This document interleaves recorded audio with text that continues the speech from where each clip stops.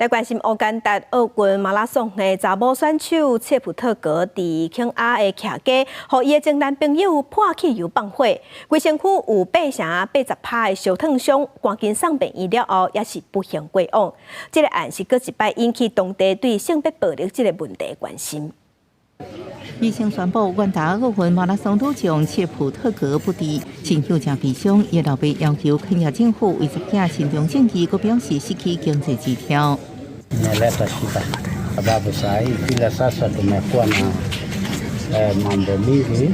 33岁切普特格才拄结束巴黎奥运的比赛，伊伫肯亚西北部大区受训。当局表示，伊是伫带2个查某囝喂到长厝了后，互前查某朋友破汽油放火，全身80%受伤。She had a severe percentage of burns, which unfortunately led to multi-organ failure.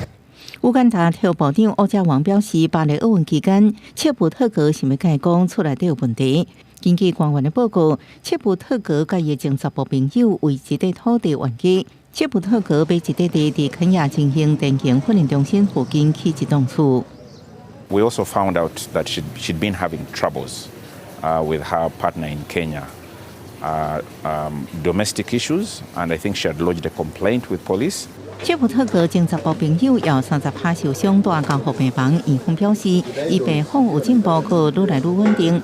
对女性暴力攻击一向是肯亚一大问题。根据肯亚人口健康调查，自控制一年有41%已经结婚或者是未婚女性，捌经过身体或者是性暴力对待。这案件也引起国际高度关切。联合国人口基金会、妇女基金会谴责暴力。